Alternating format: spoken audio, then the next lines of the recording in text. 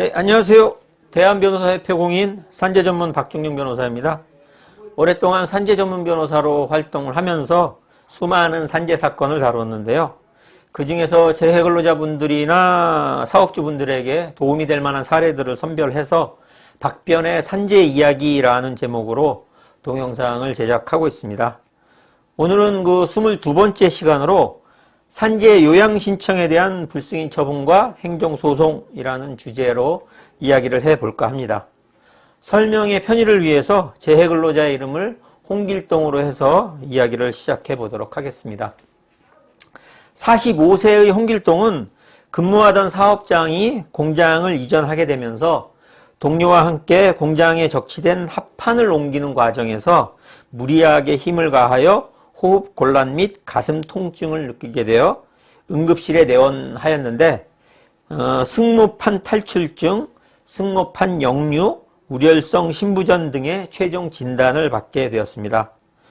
홍길동은 상병과 업무와의 인과관계를 주장하며 근로복지공단에 산재 요양급여 및 휴업급여를 신청하였으나 근로복지공단에서는 승모판 탈출증의 발병 원인이 명확하게 밝혀지지 않았다고 하며 불승인 처분을 하였습니다.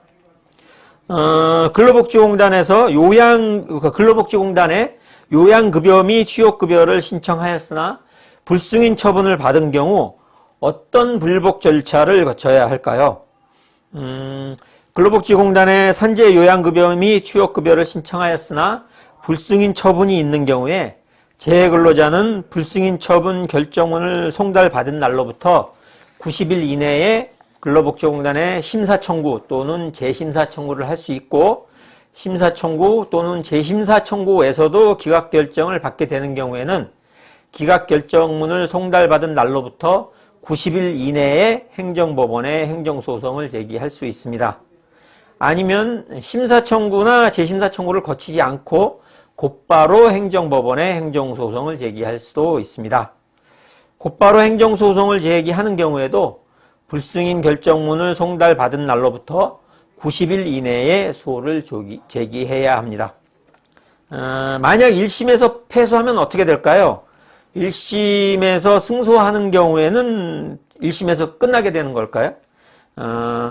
1심에서 패소하는 경우에는 패소 판결문을 송달받은 날로부터 2주일 이내에 고등법원에 항소를 할 수 있습니다. 고등법원에서 패소하는 경우에는 대법원에 상고를 또 할 수 있습니다. 따라서 대법원에서까지 패소를 당하는 경우에는 더 이상 다툴 수 있는 방법은 없게 됩니다. 그리고 1심에서 승소하는 경우에는 상대방인 근로복지공단에서 항소를 할 수 있는데 최근에는 특별한 경우가 아니면 근로복지공단에서 항소를 잘 하지 않고 있는 경향입니다. 행정소송을 하게 되면 필요한 비용은 어떻게 될까요? 항소를 하는 경우에 비용은 또 어떻게 될까요? 그리고 승소를 하게 되면 그 비용을 모두 받아낼 수 있을까요? 우선 변호사를 통해서 행정소송을 진행하는 경우 변호사 비용이 들게 되는데 변호사 비용은 법률사무소마다 다소 차이가 있습니다. 참고적으로 저희 법률사무소에서는 착수금으로 440만원, 승소한 경우 근로복지공단으로부터 받게 될 보험급여액의 15%를 성공보수금으로 책정하고 있습니다.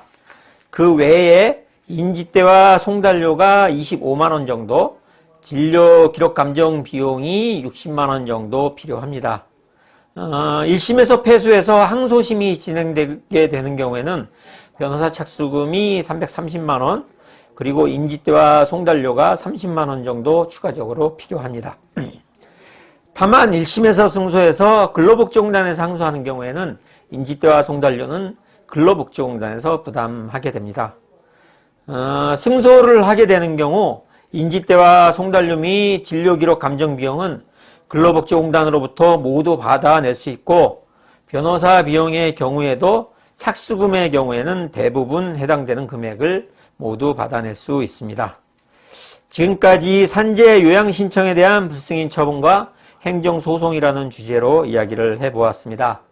산재사고 시 산재 행정소송과 관련해서 추가적으로 궁금하신 점 있으시면 상담 전화로 전화 주시기 바랍니다. 더 자세하게 상담해 드리도록 하겠습니다. 오늘은 여기까지입니다. 네, 감사합니다.